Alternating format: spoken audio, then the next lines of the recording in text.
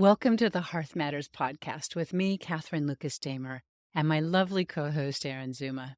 Today, our guest is Erika Bachiochi, a mother of 7 beautiful souls and a legal scholar who thinks and writes extensively about feminist legal theory. She's a senior fellow at the Abigail Adams Institute, where she founded and directs the Wollstonecraft Project and Fairer Disputations, a platform that Aaron and I love and draw much inspiration from. Fairer Disputations is a growing community of scholars, public intellectuals, and advocates who are documenting a new emerging feminism.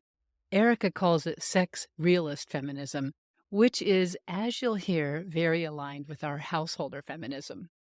Erika's newest book, The Rights of Women, Reclaiming a Lost Vision, was published in 2021, and it explores the development of feminist thought in the United States and introduces us to the philosophy of Mary Wollstonecraft, an 18th century feminist whose ideas I find so wise and so relevant for the challenges women face in the 21st century.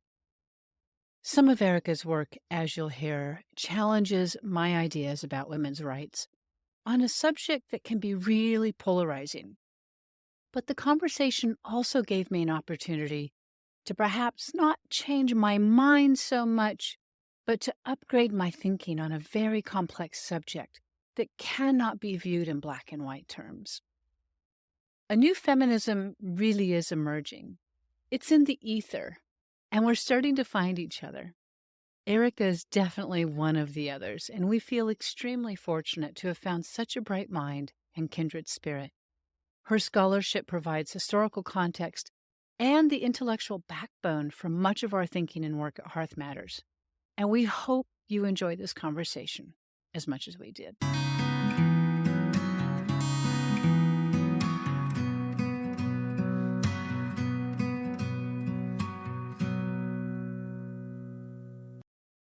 Welcome, Erika. We are so delighted to have you here today. Let's just jump right into it. Can you tell us a little bit about your background and how you came to write this wonderful book that we'll talk about in just a little bit? Sure. Well, it's wonderful to be with you both. I just, recently have learned of your work and I'm so encouraged and really inspired by it. We are certainly kindred spirits. So I'm really excited to be talking to you today. Thank you. So my, sort of academic pedigree is and profession is that I'm a legal scholar working at the intersection of kind of legal and political theory, constitutional law, and women's rights.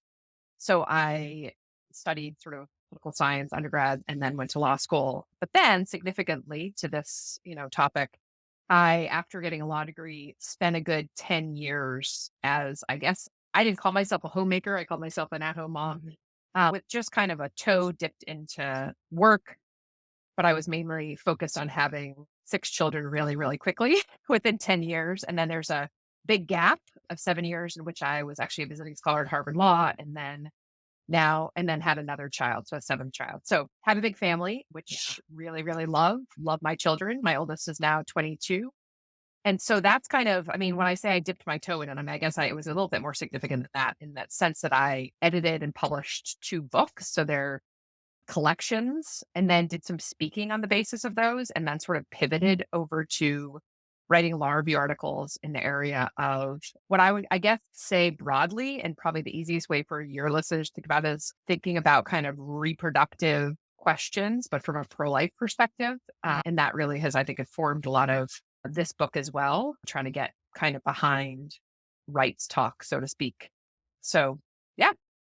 Okay, great, great. So your book is called The Rights of Women, Reclaiming a Lost Vision. And in it you present a vision for how we might see women's rights through the lens of the responsibilities to God, self, family, and community. And even for our listeners who aren't religious, stay with this idea. This is I think it's a really important idea as we talk about human flourishing and virtues and building the infrastructure for a new culture that is better for women, potentially. I hope so in the future. So, can you tell us a little bit more about what inspired you to write this book at this point in your life? Yeah, sure.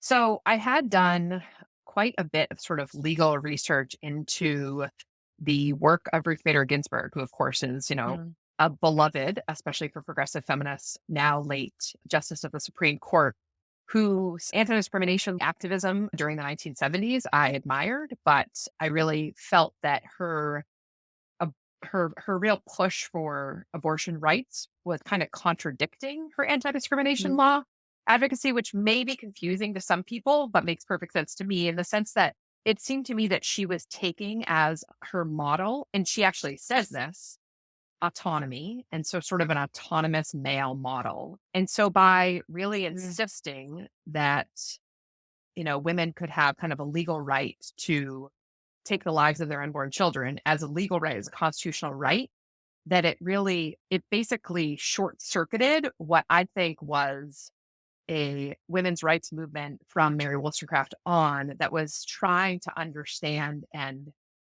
trying to have sort of other people, men, the state, etc., really come to see women as fully women, right? And that women were equal, responsible, rational, and all of those things that are human, properly human, but are fully women too, which means that we have the capacity to bear children. And so I think it sort of short circuited what could have been a way in which society would then see, wow, there are men and there are women, and women have these kind of asymmetrical burdens, but also asymmetrical gifts in being able to have children. And so anyway, had looked a lot at her work, and what I wanted to do was, because I have this background in political theory, wanted to kind of get behind her claims for rights, which again were really based on autonomy and what I took to be an Enlightenment account of autonomy, which is like the unencumbered male. And I wanted to get kind of understand her better. Like, how did she come to this? And so what I ended up doing was going further back than I thought and coming all the way to Mary Wollstonecraft and seeing that what I present is that there's a real sea change in thinking about rights from Wollstonecraft's conception, which really, if you know sort of the American founding, would be very it would resonate with your understanding of that, which is that rights and responsibilities always are correlative. They always go together. And that therefore sort of our rights are necessary to carry out our duties, that we have these duties as interdependent, not fully, of course we have autonomy and agency and all that, but that we're really interdependent. And how can you kind of look at your life without understanding that? And I think Ginsburg understood that too, but I think there's just a kind of a contradiction in some of her thinking that comes up from, I blame John Stuart Mill and others. But so anyway, that's what I came to do. So it's really an intellectual history of the cause of women's rights, starting with Wollstonecraft, and then taking you through some chapters are some legal history, like taking through court cases, especially when women start entering the workplace. But even before that, and especially interesting to you, I think, is that the very first claim of the women's rights advocates in the 19th century in the United States was for joint property ownership. They didn't want to go to work out in the workplace. They wanted to have their own work, which was incredibly productive in the agrarian home, recognized for the work that it was, and that it shouldn't be just held in the man's name. And so that's, we can talk about why they started making those appeals for sure because of industrialization. But that's sort of the nature of it. And then, I mean, I'll just quickly go forward into the next chapters, which I then look at Betty Friedan's work. I look at Ruth Bader Ginsburg's work very closely. And then I end with sort of who I take to be a modern day exemplar of Wollstonecraft's thought, which is Mary Ann Glendon, who's a now retired Harvard Law professor who's been a real mentor of mine for a long, long time and Mhm. is kind of well known around the world as a really prominent legal scholar. Mm. Well, let's go back to Mary Wollstonecraft because, Mhm. I had never heard of her until I came in contact with your book, and I was immediately smitten with her ideas. And one idea in particular was so prescient. It really Mhm. stayed with me. And I'm going to pull a quote. It's slightly out of context from the paragraph, but though she observed that the rearing of children justly appeared to be the peculiar destination of women, and she valorized breastfeeding as the best means to instill early on shared maternal and filial affection. She did not regard women's role as confined to the private sphere. No, she simply regarded domestic life as the most important sphere in society. And that must have been a radical idea in her day, right? Yeah, I don't know if the idea of domestic life being the most important sphere was radical in the sense that I think Rousseau, who's actually she battles with, Rousseau quite a bit on Mm. kind of questions of gender and women and all that. I mean, because he really wanted women to stay in the private sphere, and he really saw these very different kinds of virtues. Like you have sort of women who are very gentle and chaste and modest, and they're sort of, helping to civilize men who, have more struggles in that way. And so if women leave the private sphere, then men will be doomed and society will be. And that was kind of Rousseau's take. So he really also kind of elevated. I mean, it's just sort of there's a among sort of the Commonwealth tradition or the small R Republican tradition, there's looking back at Aristotle, who also really values, the domestic sphere as well, as we can talk about for sure in his work on the household. So, I mean, I think that part, not necessarily. The part about sort of, um, the possibility that women could be both within the private sphere, but then also participating in the public sphere, I think would be much more radical for her time. I mean, part of what she was doing in the Vindication of the Rights of Women was talking to the then French revolutionaries and saying, like, if you want to have a republic, then you need to have women be fully educated, because if you don't educate women, they're going to screw up your whole project. And she Mm. ended up, at that point, when she saw the Reign of Terror and all that, she fully was like, this is crazy. These guys, have gone totally insane. But there was a desire for women to be equally educated so that and educated in a rigorous way, so that they wouldn't just think of themselves as these kind of mistresses of men, as, being interested in kind of superficialities and gossip in the ways we can think of, like kind of an immature woman who just is concerned with her outer appearance, who doesn't take seriously like her work, her duties. So she was really calling women like to their duties in the Right. home, right? To their children, to their duties as wife and mother. But she was also saying, like, in order to really fulfill their duties, they have to understand their full purpose in life, which is really as a rational creature responsible to God. And so in light of that, then we have these duties. And so, yeah, I mean, I think Yeah, she's super inspiring. she even goes so far as saying a meek woman, an uneducated meek woman is a foolish mother. And I thought, Yeah, I wow, like that's that line a lot. yeah, yeah. How I do you mean, think meek can be like, there's the meekness of Jesus, and that's beautiful, right? But right.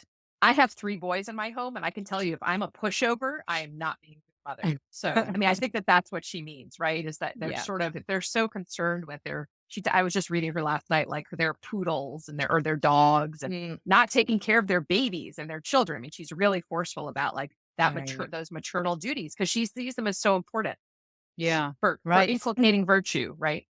Right. I mean, how do you think her ideas might influence contemporary discussions on women's rights in society?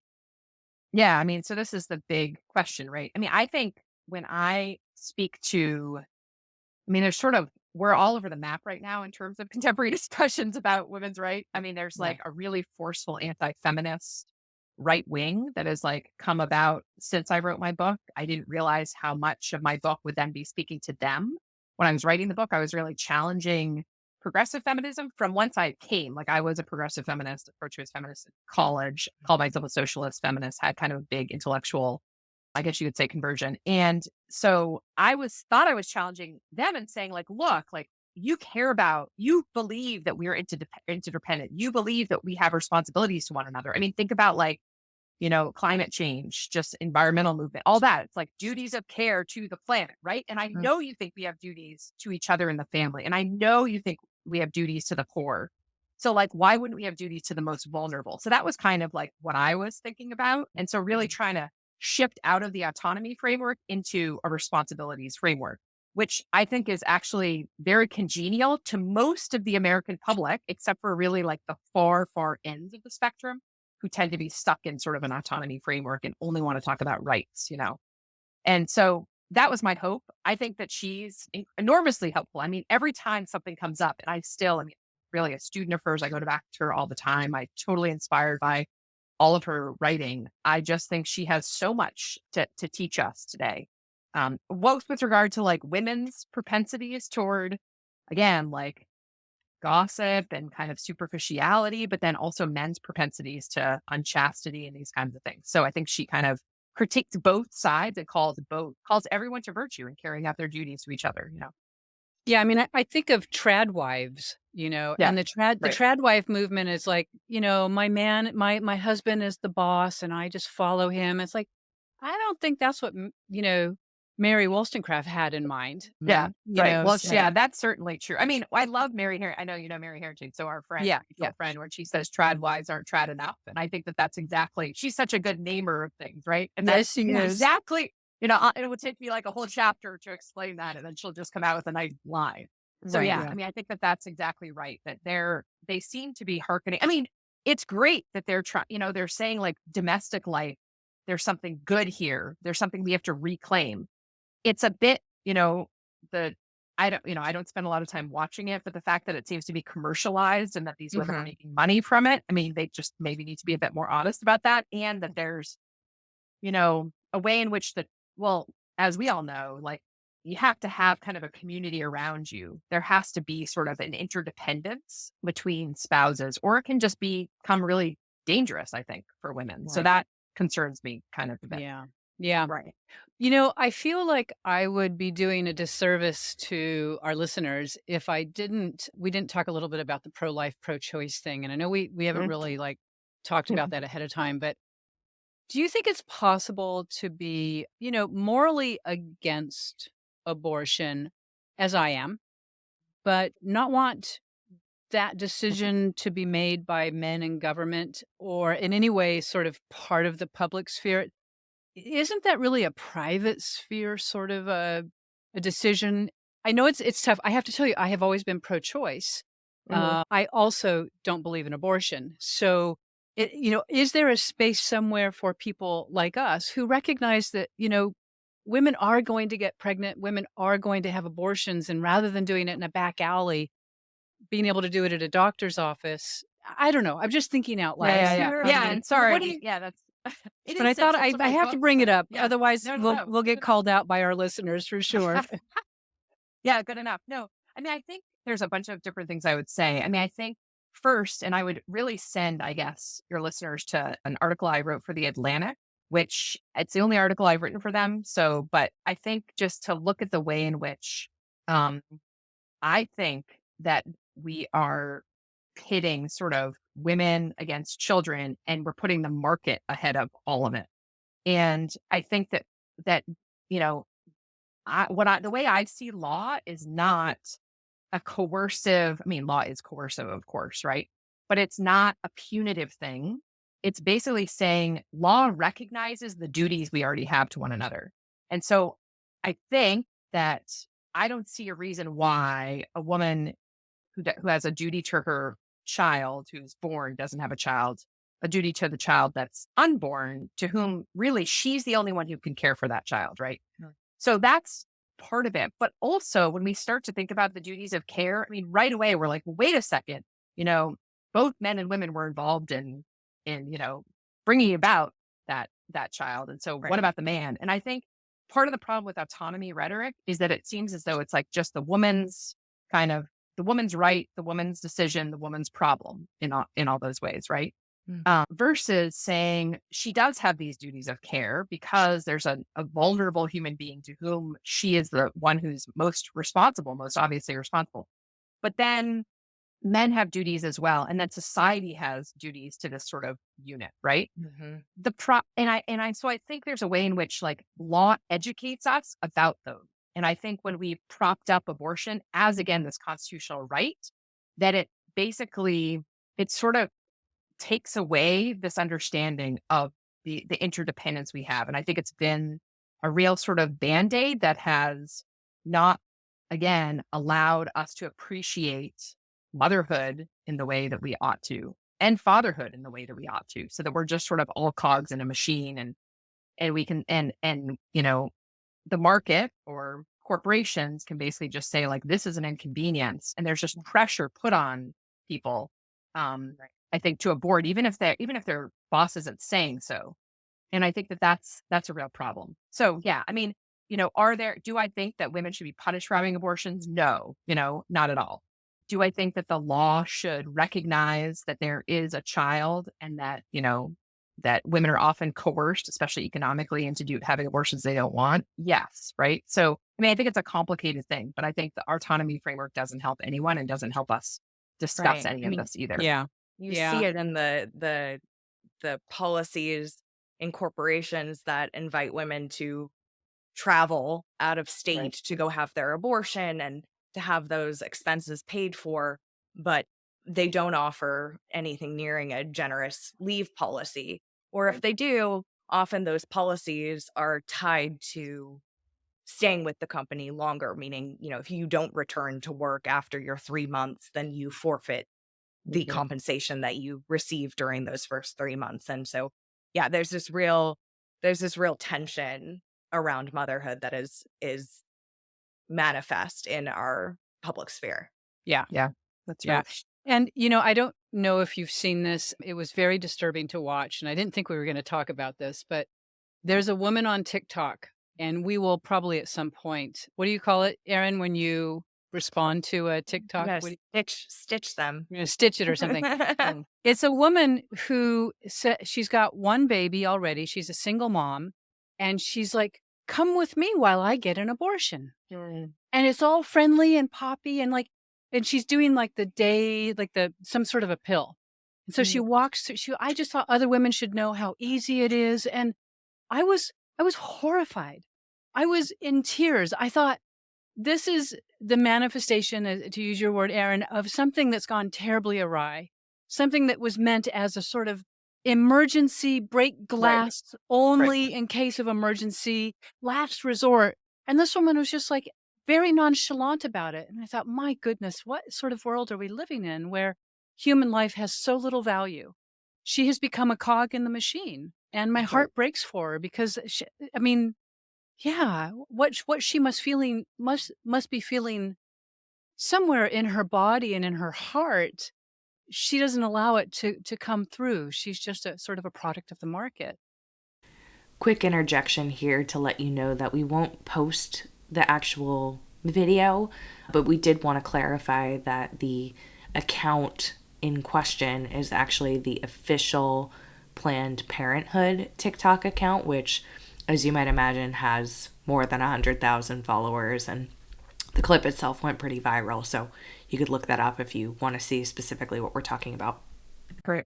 I think that that's a really good insight is that we forget about the fact that a lot of this was brought about through exceptions, right? It's the same with divorce, right? Is that like Mhm. in a really difficult situation, there are, allow women out for abuse and these kinds of things. Really, really important to do that.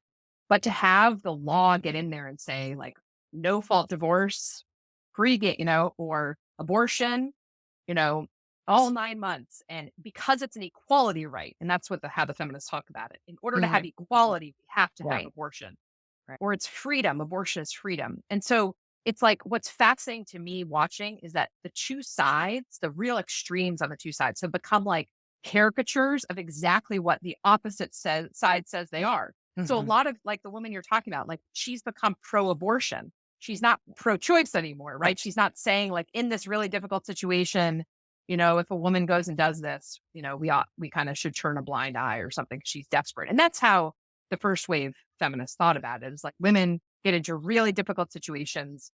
They didn't think it should be legal, but they also didn't want it to punitive against them because they thought not so much necessarily that they were coerced, but they were incredibly vulnerable and that men just kind of could walk away scot free. Right. So, Right. I mean, I think that that's, yeah. I mean, I think you point and just like the way in which human life has become so discarded. Right. And what So, you're and Yeah. yeah, what you're talking about is sort of recognizing the moral roots of women's yeah, rights and using that mhm, to critique yeah, the current women's movement. So I'd love to hear you kind of elaborate on the importance of that. I mean, you bringing forth Wollstonecraft's work is so important, but what would you say to, the younger listener in our audience about the moral roots of rights in the context of womanhood? yeah. Yeah, so I think, I mean, the way Wollstonecraft and a lot of the earliest women's rights advocates talked about women's rights was that they understood themselves as equal as rational creatures. In other words, they and you see this at the document at Seneca Falls too, right? In 1848, so the first women's rights document, the Declaration of Sentiments and Resolutions in the United States, talks about the responsibilities that we're created, right? And that we have equal shared responsibilities. And so there's a way in which the Imago Dei, like the idea of being an image of God, is really important to all of these early women's rights advocates, or I should say, the prominent women's rights advocates. There are some who, tend to be more skeptical of religion for sure, and some prominent, like Elizabeth Cady Stanton, more skeptical of religion for sure. But still, always, I mean, all of these women actually were. We don't know of any who were for abortion, thought it should be illegal, anything like that. We also, that even someone like Elizabeth Cady Stanton really, I mean, the way she talks about motherhood, she says it's second to God. So though she like goes and wants to rewrite the Bible and all these things, she's still like extolling motherhood is so Sure. crucially important. Mhm. And so I think it's like recognizing our interdependence, the way in which if you think about your life, like why am I here? Well, maybe I have a creator, or at least I can be, grateful to my own parents to whom I then owe duties. Um, how about my friends to whom I owe duties? I mean, just sort of seeing that where there's sort of interdependencies and that we're all woven together. And I think that's really the deep moral root is just this understanding of interdependence with each other as kind of, you know, creatures or sisters and brothers in a human family. But then also that for these women, that all of them really understood them to be also ultimately dependent upon God. And that's why, for Wollstonecraft, it's like, she didn't want to see virtue split out between like masculine virtues and feminine virtues. Right. She said, no, no, no, woman is a rational and responsible being, just like man. She shouldn't just be, thought to be just modest and just chaste. She needs to be courageous and just and patient and benevolent and charitable and all those things. Right. Right. So Right. I think, and that's a great call, right? It's a great call for all of us, and it requires a lot from us. Mhm. Yeah, and her background is really interesting because she had a tough life. She, had a couple marriages, and so it's really interesting. She's such a fascinating character. But you know what I want to do is I want to jump into your wonderful article called "Pursuing the Reunification of Home and Work," and it really hit home for us because our initiatives are very much focused in this area. And you begin your article with a personal anecdote about hearing a baby cry while working, leading to, a reflection on work family balance. And can you share more about how like this moment encapsulated the broader challenges of integrating work and family life today? Yeah, it was kind of shocking to me. I don't work there anymore, but I helped to start a classical school. And I, for a while, was like working on the third floor of that building. And there was another office and women had come and would nurse there and all that. So I knew about that, but suddenly I heard a baby and I was like, oh, that's funny. And it was sort of pulled me out because I mean, frankly, one of the things I say in the article is like, I hear babies cry or I've heard babies cry when I'm working all the time, like for many, many years. I would sort of, catch times when I would work and then a baby would wake me up from my work. So here I am, not in my own home, I'm hearing baby cry and I'm thinking like, what's this? What's happening? So I go and find this woman who's working at the school. And it just, when she told me what was happening, I was like, that makes perfect sense. Like the baby was, it was after her maternity leave. She was back. The baby was sleeping, as babies do for hours and hours when they're really small. And she was going down to it's a school building that's a house, right? So she's going to the next floor down and she's having meetings with the baby monitor on. And then she's coming up and nursing. And then the baby will, I mean, it was just like, of course there should be a baby here, right? Right. Especially a school, I mean, I think one of the great failings is that we don't have more children around. I mean, I think prior to the birth control pill, prior to sort of sort of regularization of women getting abortions, there were just babies around all the time, Mhm. and so we just had like our lives were interrupted. We couldn't just be these efficient, productive people all the time, right? We had to manage these interdependencies. And Mhm. I think that's really beautiful. I mean, children are hard, but when we're doing this together, especially, in the home, I mean, think about again, coming back to it reminding me of the agrarian homestead that women were always able to do work in the homestead because that was the locus of work prior to the industrial revolution. It's like Yeah. the vast majority of people worked on their own farms or worked for other people on those farms and lived with the family, right? Right. So everyone was working together in the home. And so was the work kind of different based on whether you were a man or a woman? Yeah, sure. And that was great, right? Because women who were nursing or having children or helping their children study or whatever it was were more indoors. Their fingers were more fine, so they could do the sewing, they were maybe more involved in the cooking, that kind of things. And then the men, because of their upper body strength and all that, were more involved outdoors, but they were all there in the home, right? And there was a mentorship and apprenticeship. Was all of this perfect? No. Did you want to be around people all the time? Maybe not, And if you had a spouse who wasn't so kind, obviously that was harder for you. But I think the way in which, with industrialization, men go out, women then become deeply economically dependent on a wage earning man, the way that the wage earning man is now deeply economically dependent on a capitalist is just totally different from what it was when you had self sufficiency in the home.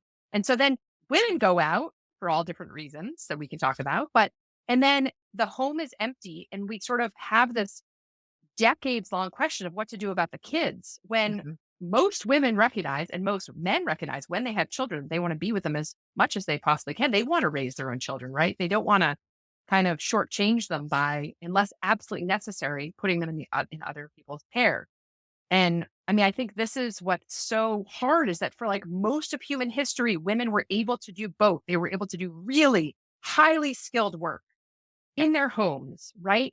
Make, sewing all of the clothes. Men were deeply dependent on them, not just emotionally, for like in terms of productive work. Like men would bring in the raw materials, women would transform those raw materials into food that the family could eat, right? This is like serious, serious work.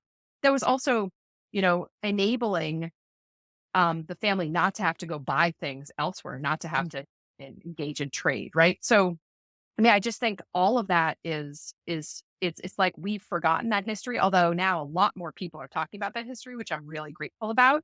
Yeah. Because it then can help us think about like we have this strange idea that it's the 1950s and we have these very feminine homes where they're so pretty and all the woman's supposed to be doing is kind of buying things for the home. She's the chief consumer. She has to have her house be perfect.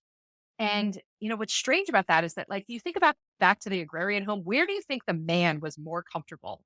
Like, is he more comfortable coming, oh, hey, take off my shoes. Oh, wait. Oh, you know what I mean? Or is he comfortable just coming in to his home that's like wood on the floor and, there's a lot of work going on and boys are flying through and no one really, you know what I mean? Like that. I don't know. I would just think that would be less alienating to a man. I'm not a big decorator. But. It's such a great point. Well, I was with some pretty high-powered women in Austin, Texas last week. And, we were talking about this idea of one of them said, I would have been bored. I wouldn't have wanted to stay home with my kids. And the other one did stay home with her kids. And, we were all talking about the fact that culturally, there was never this idea presented to me. I was born in 1963. That staying home with my child, which I did do for the first 3 years, was an interesting thing to do. And so my friend who had stayed home, we talked about like, wait a minute, early childhood development. That's an important, interesting thing to know. That's stimulating nutrition, in interpersonal relationships within the family, beauty. Beauty for me is a value, right? The aesthetic, creating a beautiful home that both men and women and children are happy in. And the shift has really been like, it's like homemaking and household. That's just on the margins. It's like, oh, everything's about the market economy. That's the way I was raised anyway. Right. And there's nothing valorized around all these skills that are required to really, I think, lead in the domestic sphere. Yeah, I think that's right. And so that's just something that, Erin and I talk quite a bit about. Erin's writing an article about this because, she's getting ready to be a mom. And so she's doing everything like she's had this huge learning curve about just how to be pregnant. And now this huge learning curve about how to be a new mom. And yet, because she's not being paid for it in the market economy, it's somehow seen as like, this is less, it's not valuable when it's the most important thing in the world. Right. That's exactly right. Right. Yeah. I mean, add anything to that? You touched on the idea of, prior to the 1950s, women were so very much a part of the productivity of the household. And so when I talk with women today who are thinking about motherhood and they want to stay at home, but they are uncomfortable with the idea of not contributing. And the logical side of my brain says, you are contributing. you are contributing by virtue of caring for your babies and giving them love and attention. You are caring for, or rather, you are part of the household productivity insofar as you are probably managing the grocery bill and doing the shopping and the cleaning. Like, you are doing your income earning partner a great service. That, for me, is easier said than done, because Right. this idea of a public sphere identity of earning an income and for existing outside of the quote unquote confines of motherhood is so, so strong. But I think Right. for a lot of what's happening, or what I notice in myself and what I'm seeing in my sisters and my colleagues, is that once we decide, oh, we want babies, we wonder what we were doing, putting all of ourselves into the career, into the market, and then sort of having to untangle Mhm. this ball of wax that is, if I stay at home, I am less so. I have lost social status because I am not contributing. And it's a really gnarly sort of challenge. And I think when I read in your article this idea of the chief consumer and how that sort of led to the stigma around the stay-at-home wife or the homemaker, it it just really clicked for me. And the question that I brought up was about these new sort of ridiculous standards in parenting, that the Mhm. kids need to be constantly entertained, constantly enrolled in sports. So do you think there's any like relationship there? This brand, the housewife becoming the consumer in chief, or the chief consumer, and now she's sort of having to fill her own time with kid activities that are really unprecedented when we look back in history. Mhm. Yeah, no, I think that's absolutely true. First, I want to say I'm sorry about, putting down beauty and aesthetics. That's probably just a personal things. I don't spend as much No, time but on that. you're There's talking about sterile stuff that Yeah, where people can't live, right. and it Right, has to right. be You want both. Right, absolutely. And you obviously want to have a warm home. And whether it's the woman focusing on that or the family doing that together or whatever, that's Right. that's certainly true. Yeah. So I mean, the way I put this kind of chief consumer idea, or the idea that you've got all been spelling out, is just by the simple kind of talk of market equality. Like, there's idea that we have to have sort of equal earning potential Right. in order to somehow be equal. And I Mhm. think that that's unfortunate because of all the things that you said in terms of the way in which, I mean, if you think about one of the Claudia Golden, who's a Harvard economics professor, just written a book about work and family, in which she sort of traces the way in which women's work has changed over time. Mhm. And one of the things she says is for women to, I mean, basically like to find sort of equity in the workplace, the best possible careers are where there's substitution. So pharmacy work has pure substitution. No one cares who your pharmacist is. So therefore, women have great flexibility, great, the salary between the two is between men and women is comparable. So they're substitutable. Well, if you think about it, who's not substitutable? You as a mother and a father, right? Right. You are like not at all, there's no interchangeability. So it's great that we can find sort of interchangeability in the market when people do have those kinds of vocations, whether because of, the need to make money to bring in or because of vocational calls. Like there's just, a need that someone has on their heart to go and contribute, Right. and it works well with the family. I mean, I think always like putting the family's needs first Mhm. is really essential. Like whether you have a sick child or a lot of children, or, a husband who has a really big job, or a wife occasionally who has a really big job, or whatever. Like you've got to figure out what works for the family and the good of the family. But Mhm. but I do think there's a way in which, I mean, that's, I'm not a huge fan of Betty Friedan, but in her Feminine Mystique, that's her greatest insight, is that like, look, women used to be so productive. Look at all the things that they did with, pioneering women, creating townships, Right. all the different things that they did, right? Libraries, I mean, all the town center, like all the crazy stuff, amazingly like edifying, culture shaping stuff that women did for free as just participants in the world, right? Mhm. In their communities.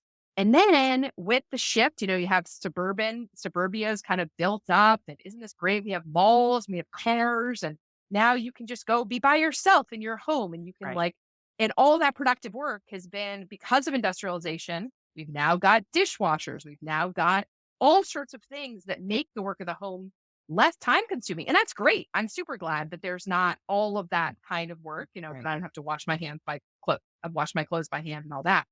But you're exactly right. It's like all that great skill-based work that has helped the home be self-sufficient from market need is like, we've lost that. We've totally forgotten all of that, highly skilled work that makes so the way I've been thinking about this, and I'm writing a new paper on this, is that there's a bunch of different ways to think about how a woman can contribute.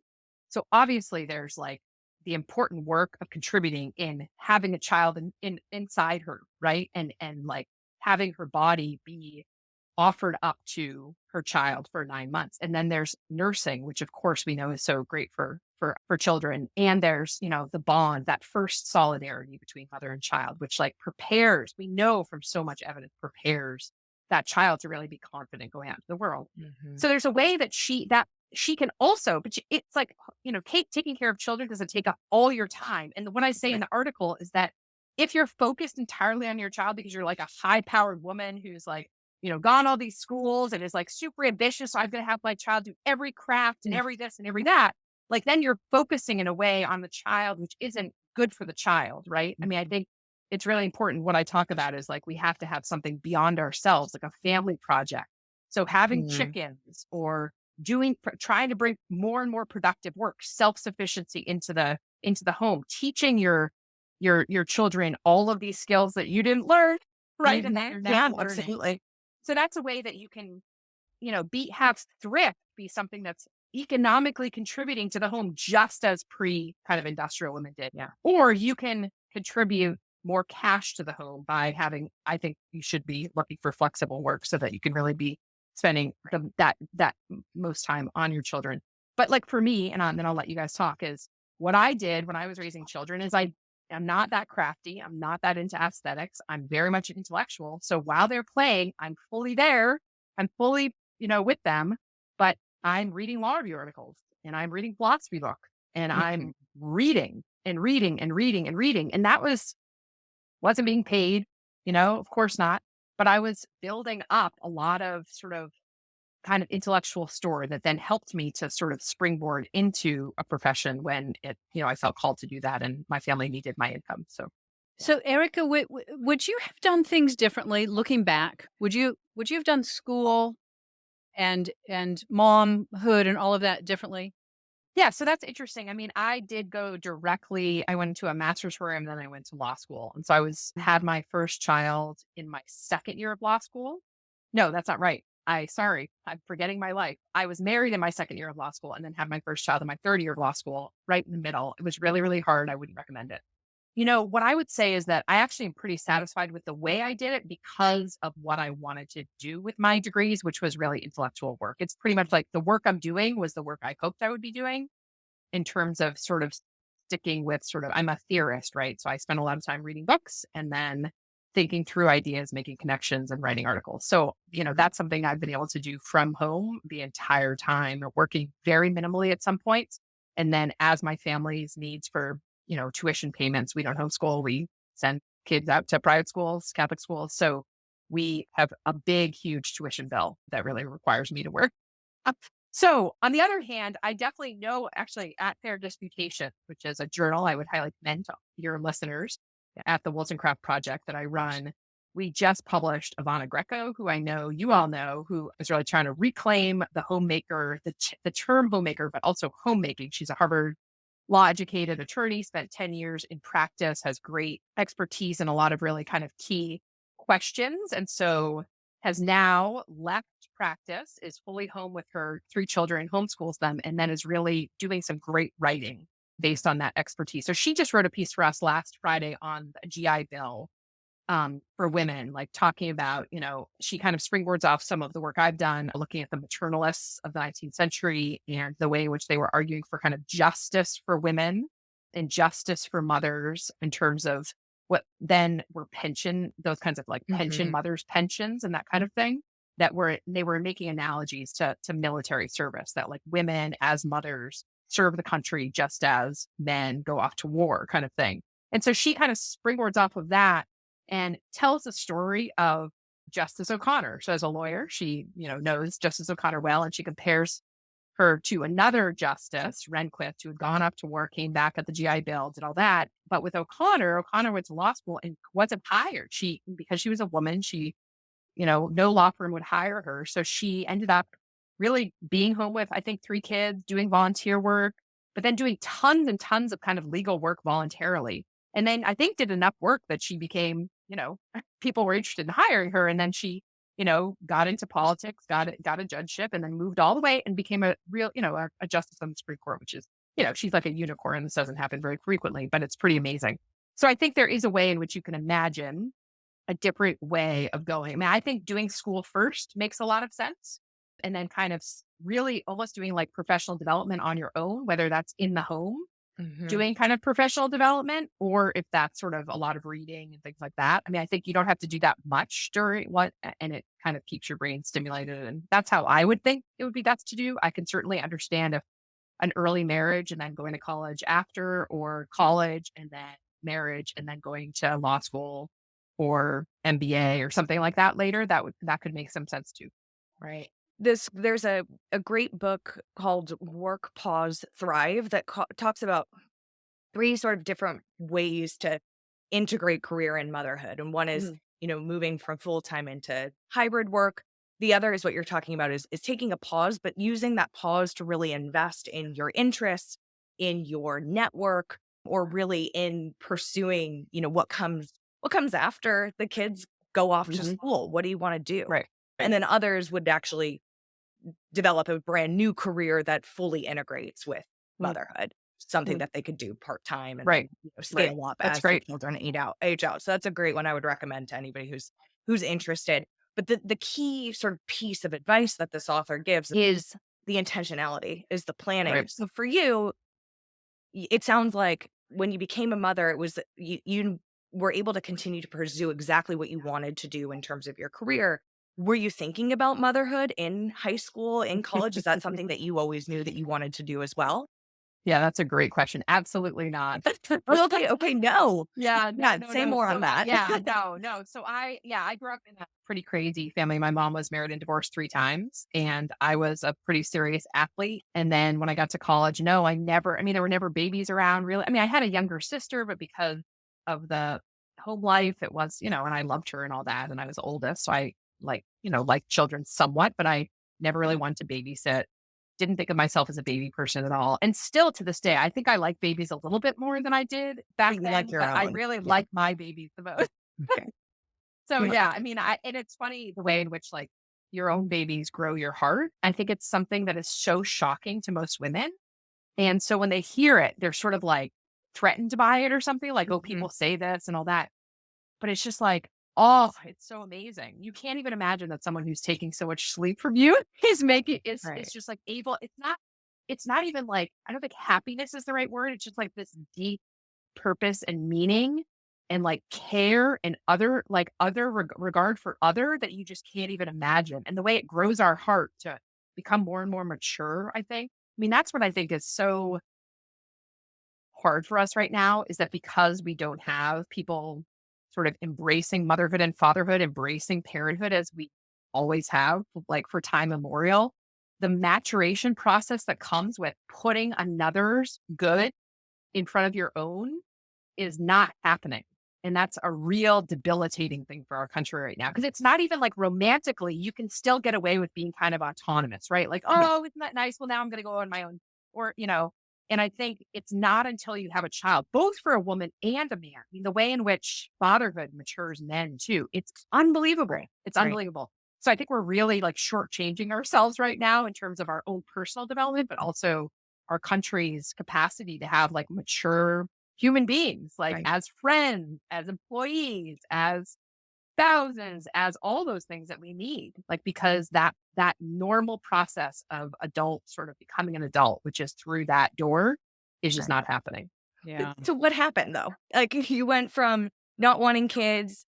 Oh, right. Really Yeah, Like, what was the shift? And did it coincide with shifting your progressive politics? Yeah.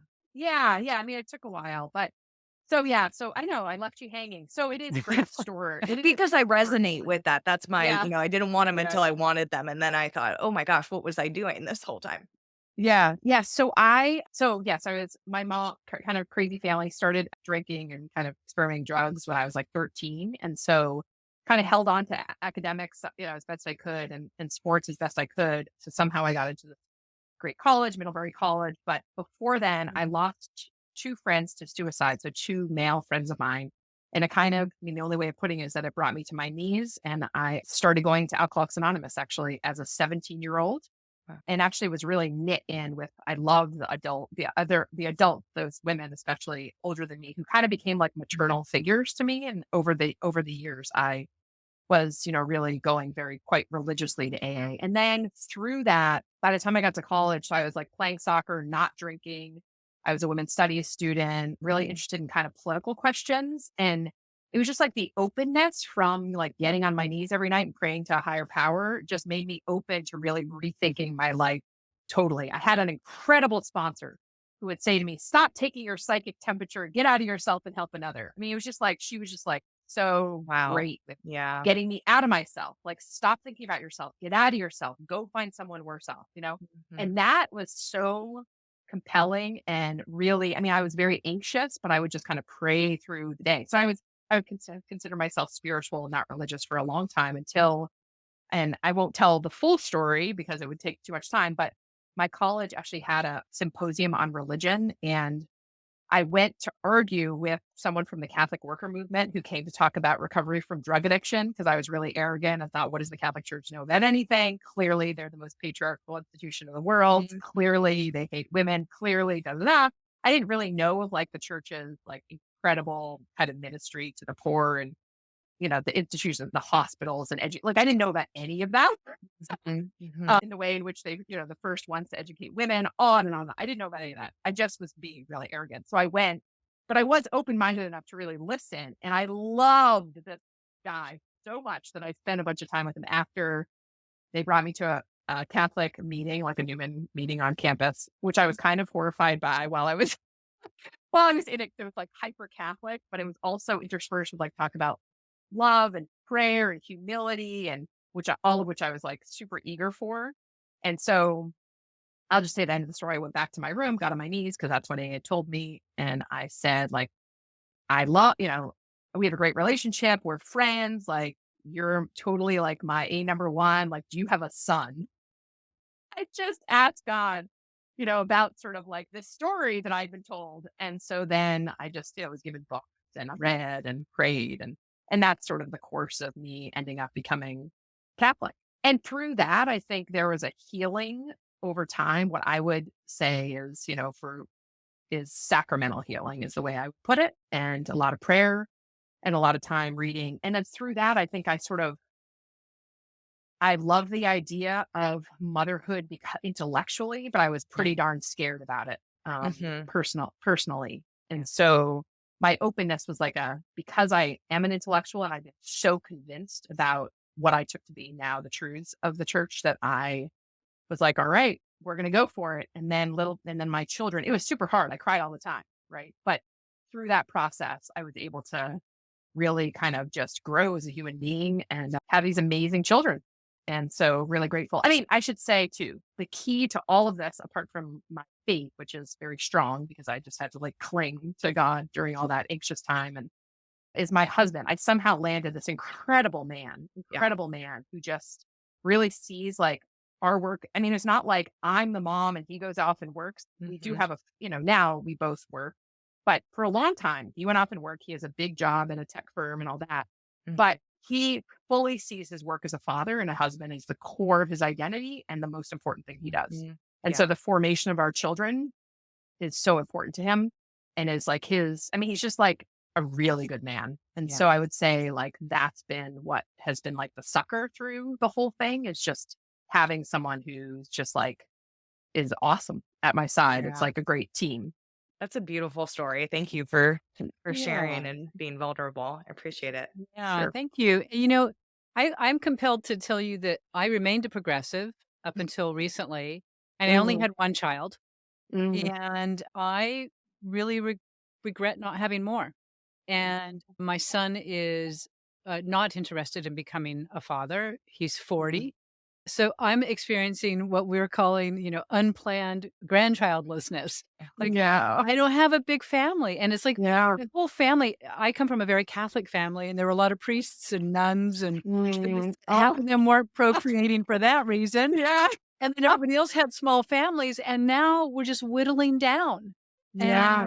And it's really sad. I mean, our DNA is probably not going to extend much further out into the future. That's too bad because you're remarkable. So, Well, I'm adopting her.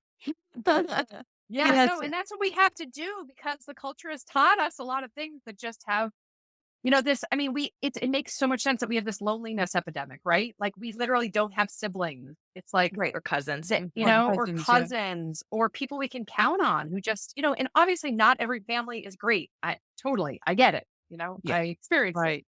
But even for me, like reconciling to my own parents, I mean, it's just like an incredible thing. But there's so much heartache, and we have to think of family in a much broader way, right? It's thinking about like what can we do to bring more people in to like to make sure that they're they're not alone. I mean, this is why I go back to the agrarian homestead so much, because I think about like you've got this, the man, kind of the patriarch, and you've got his wife who's like fully engaged, fully competent, right?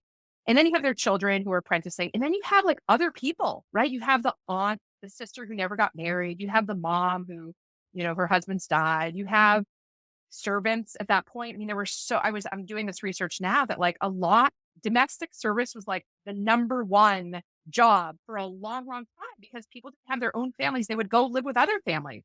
They'd apprentice under them, but they didn't have their own kind of capital to be able to have their own farms. And so they worked together, and they became basically like a family. So those fathers and mothers were father figures and mother figures to those people. And I just think like there's just a beautiful way in which everybody had someone, and I think it's unfortunate that we don't have that anymore. It's just desperately sad to me. Yeah, the agrarian era was also very feudal, and there was a lot of poverty, and people were malnourished, and it was really Exactly. problematic. Lots of bad things. Lots of bad things. But here we are, and women are more educated. We have more financial resources, more autonomy, more gender parity than ever before. And so I love coming in contact with feminist scholars like you who are like saying, let's pull up, let's look at the historical context. Right. What can we pull from the Right. agrarian era that was positive now that we have all this freedom and this opportunity to really change That's right. all of our lives for the better? And one of the ironies that I find so sad is that, the washing machine and all these wonderful appliances took us from working, I don't know, a lot of hours, 60, 70 hours a week just to maintain our families, down to like 20 hours a week by the 70s. And yet all that time's been sucked away into the market economy. So now women are working 40 hours a week in the market economy and then still coming home and putting in a second shift, 22.5 on average, Right. I think, hours per week. So now I don't even think that that's accurate. I think it's more than that. And then we haven't even put in the commute. And so women are really struggling. And I think this idea that we all straddle the domestic sphere and the public sphere, we're all dealing with this in some way or another. And so it's critical that feminist scholars like you bring these ideas to the surface so that we can all start rethinking how we're doing some of this. So I'm just so grateful for your work. Yeah, I mean, that's why one of the things I say early on in that article is just the way in which I position first wave and second wave as both responding in some sense, to asymmetry, right? To reproductive asymmetry, the fact that women get pregnant and men don't, but also to what happens, the transition out of agrarian and out of that interdependent homestead, but yes, lots of poverty, all the horrible things of that time. And the way in which like now with education, like what happens, right? And so we now have like second wave. So first wave is trying to like figure that all out, but still seeing the family is really central, right? And so trying to understand like, how do we accommodate? How do we respond? How do we do this, right? And so those are all the kind of debates that happen within, protective labor legislation for women, treating women totally strictly equally in the market, in the marketplace. How do the debate that goes on starting long time ago and that continues on today.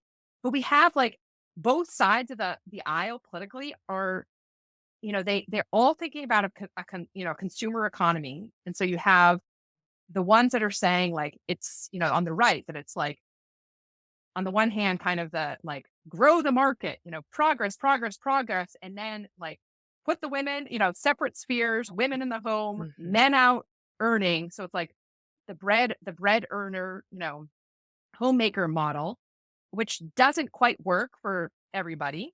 It works for some, for sure. And then you have on the other side, it's like they also want consumption, but how do we get money in the hands of pockets? So it's like redistribution, but it's all consumer based. And then they are like screaming for market equality for women. And so more work, more work, more work, Right. And so again, like that's the stuff that goes on in the home and, the cultivation of virtues and loves and affections that are like, again, that first solidarity.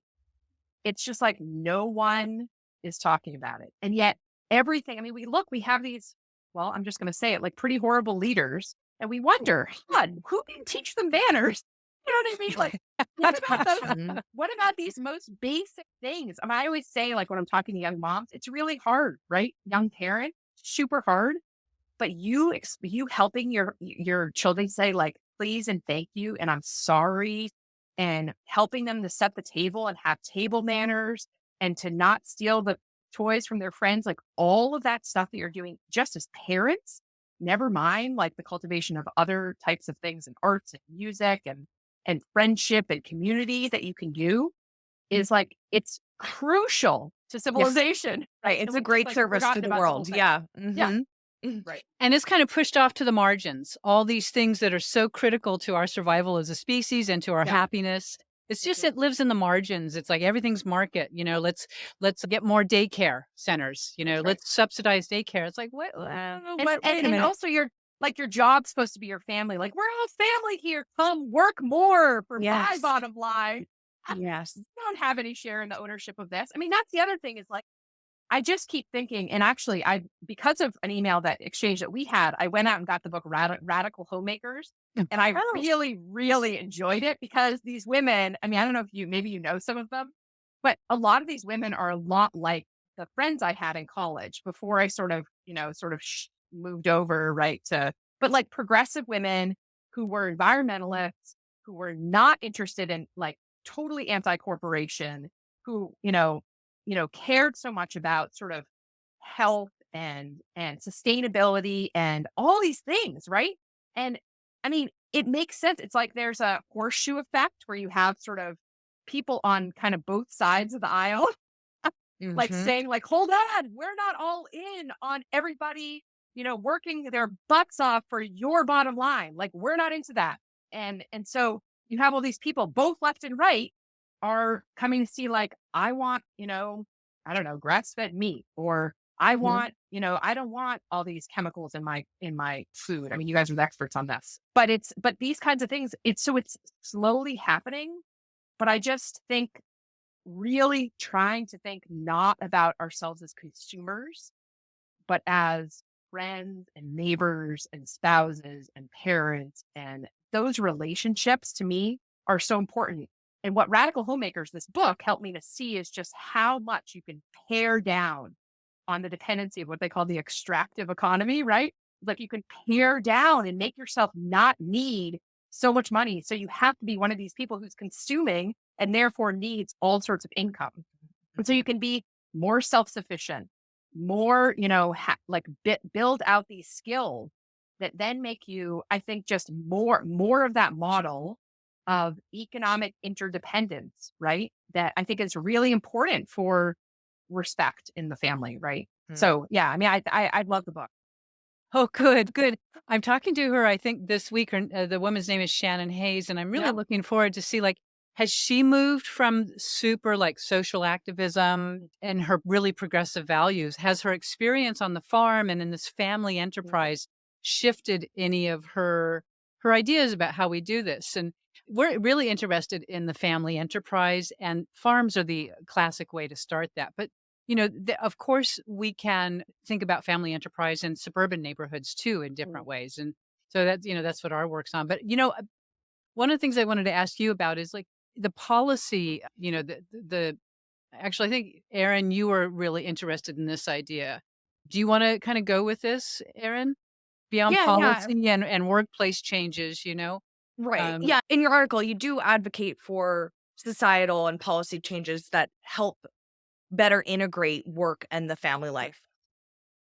Policy, we know, takes a lot of time, just zeroing in on family leave, So I guess outside of policy, what would you say to a young woman? Advice would you give her on how to integrate work and family life? Like, I want to sort of offer one answer, which is we have more ability to do this than ever Yeah, by virtue that's of right. remote work. But I guess what else? Harkening back to kind of the anecdote that you kick off the article with in terms of welcoming a baby, into the workspace. What are some of the things that you would say are practical that we could do now outside of this sort of policy sphere? Yeah.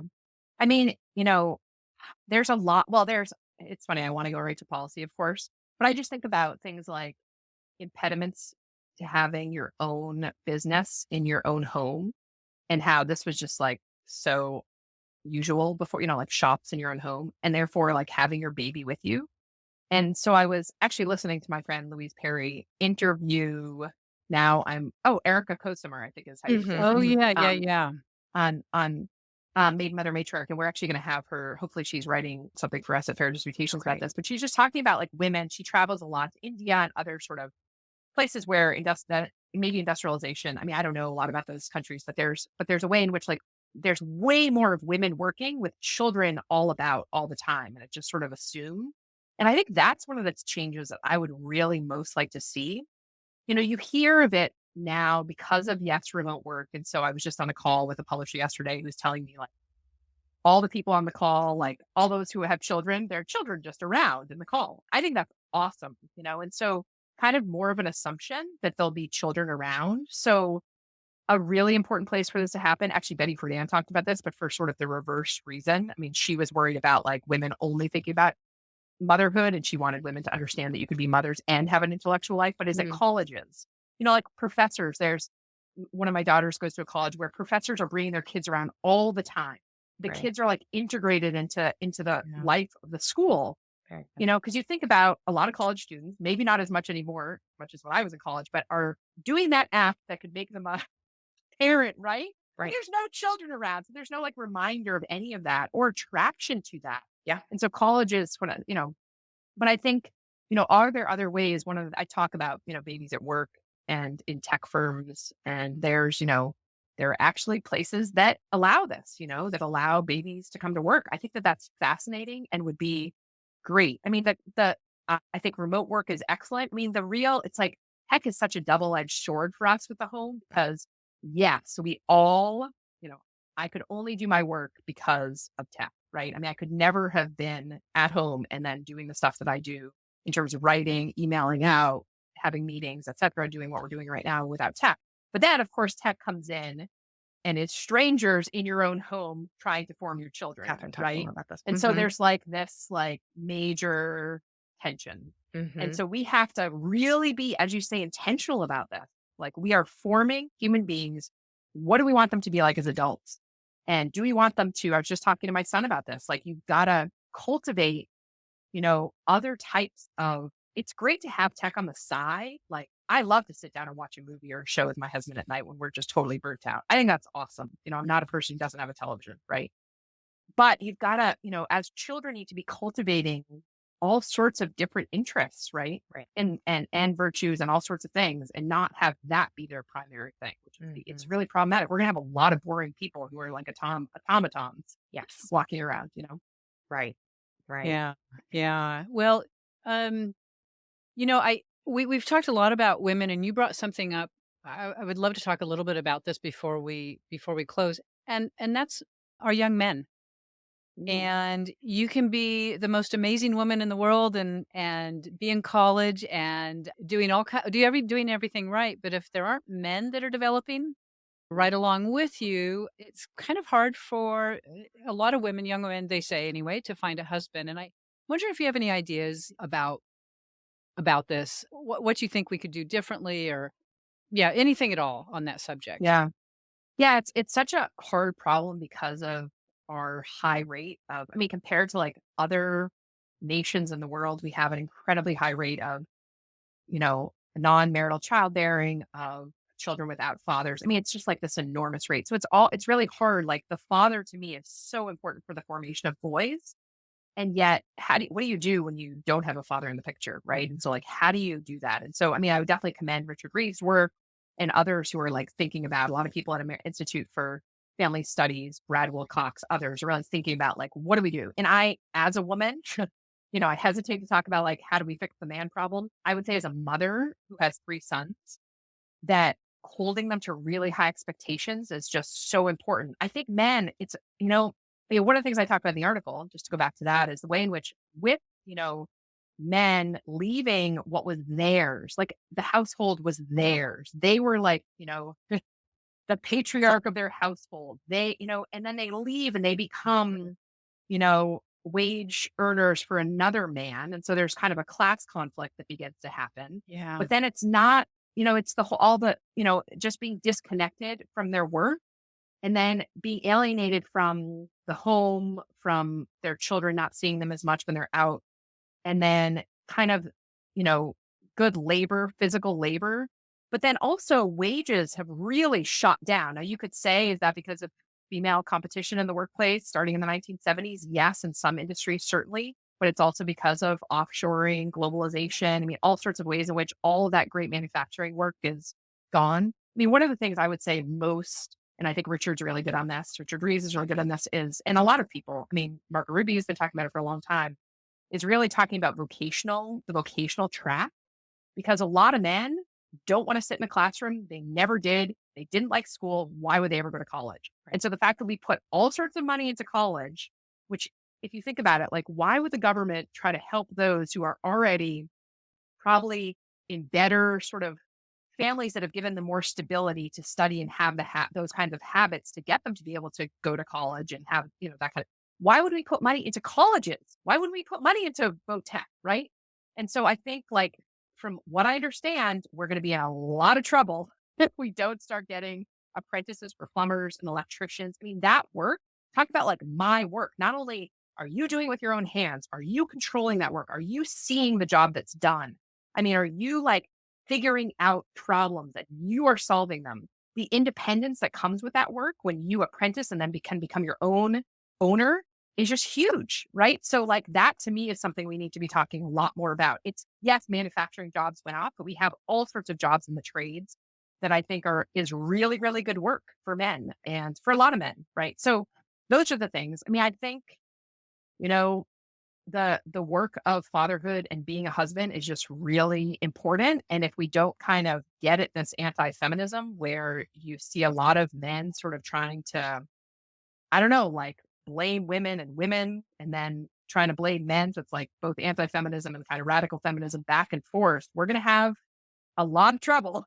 So, I hope that people will take risks on each other and really try to come together and learn from one another, because we do, men and women have different ways of thinking about things. And so I guess I would say, to not judge the worst qualities of the other sex and call them nature, right? That's what we've done with toxic masculinity. I think that that's what anti-feminism does sometimes with women, is like they judge the very worst qualities that come in an immature woman and say that's feminine nature. Well, no, right? We're all called to all the virtues, and that we need to try to develop our personalities and develop our sort of, vocationally, to be the best we can be for others, right? And I think that's really the only way forward for both men and women. So, yeah, I mean, I guess I would want men to calm down the rhetoric a bit so that they can attract women and not, scare them away from the idea that they're going to be like, the little mistress and to their lordship in the home. I mean, I just think that would be really scary at this point for most women. So why would you ever Right. do that? Right, right. Well, Yeah. it's going to take two healthy genders in order to continue this Yep. human experiment. That's right. And our boys are definitely in need of care. And I just want to say to the young women out there who are looking for mates is, take some time with some of these young men who may seem immature and help them mature. They need you. They Mhm. they want your help, whether they realize it or not. Don't you think? Yeah, no, I think that that's right. I mean, I just think friendship, like, why can't we start with friendship and really try to get to know one another? I mean, I think Yeah. there is a way, like I'm seeing it with my own girls, two of, have boyfriends and then the other doesn't. And there is a way in which like boys seem nervous, like they don't know what they're supposed to be doing. And so I think kind of trying to make them a bit more comfortable because like, what is it? How are you supposed to relate to a woman right now? Are you supposed to like open the door? Are you supposed to pay the check? Are you supposed to ask for the date? Like men don't know. Like Yeah. there's no scripts left. And so I think Right. really trying to be humble and understanding with one another, like we're in a crazy time. And I think a Right. lot of people on the right are trying to like really assert really firm old scripts. And I think people on the left want no script. And so I think, a great starting point would be like a great deal of mutual respect, and Mhm. trying to like a human desire to come to know one another, try to understand one another, try to listen to one another, and not assert some sort of preconceived notions about the other, which I think we just do far too much. So that would be, I Yeah. guess, I think. Well, that's great advice, and maybe that's a good place to end it. What do you think, Aaron? Do you have Yeah, anything I else you think want to so. say, or No. Erica, do you have anything else you want to add before we No, close? but this has been, it's been a lot of fun for me to talk with you both. I'm just so encouraged by your work. I hope we can stay in really good contact because I really want to learn from all that you're doing and encourage you anywhere I can. So thank you Thank for you, thank you. And your work is the scholarship we need to help us continue to upgrade our thinking about all of this. So thank you very much for your I'll work. keep at it. And Yes, keep at it. Now, tell our listeners what's next. Like, what's on the I mean, you're working on a million different projects. It feels like. So, what is yeah, kind of your that's next true. big thing? Yeah, I mean, right. That's a good question, actually. Thank you. Yeah. I mean, one thing is that at Fair Disputations, which I think is this really great site in which we have people Amazing. like Mary Harrington, Louise Perry, Leah Labresco, Abigail Favali, Angela Franks. I'm trying to think of other, Ivana Greco, like lots of really great women who are featured authors, but then other women who are just thinking about the fact that sex is real. We call our sex-realist feminists. We are both from the UK and the US, and women write from Canada, all sorts of other places. We have a good following everywhere. But we're trying to say, like, look, sex is real. The body is real. Women have babies. Women tend to be the ones who care for their own children and sort of against pornography, against prostitution, these kinds of things that we see as exploitative of women's vulnerability and difference. But then, like, how do we come together to think through? And there's all sorts of disagreements among the people, among the featured authors and among, those on abortion, on all sorts of different things. Mhm. But how do we come together and say, this is real and these are real problems. And we want to think about how to, with understanding both women and men are equal, but also different. Like, what do we do about work family stuff, about all these kinds of questions? So I would really say, like, I need some funding. You know what I mean? That I think if one of your listeners like thinks that's a good project to really kind of have sort of really high quality intellectual work that's thinking through these at an idea level because we need new ideas, right? What we've seen right now, what's coming down the pike from both the left and political left and right, not great ideas. No. So we need good ideas on these questions. And so thinking those through. That would be the one thing. We have college groups now reading Louise Perry's book, A Case Against the Sexual Revolution, thinking about all that. I'm doing an anthology on early women's rights advocates, kind of so that people can read their work. I'm thinking about doing a kind of popular trade book on my story. You read my story. And so some publishers have been asking me about that. I'm trying to think about the framing, which it has been suggested maybe something like an advice book, but I'm not sure how that works. So think about that. And then, I think, raising my children and being involved in schools here that I'm on the board of and stuff like that. So Well, Wonderful. that is a lot and a lot of worthwhile work. And so we'll definitely have to have you on maybe later in the year when you have exciting news to share with all of us. But I like the idea of you writing a book or anything on advice because we've gotten so much out of today's conversation. So thank you. Yeah. That's Yeah.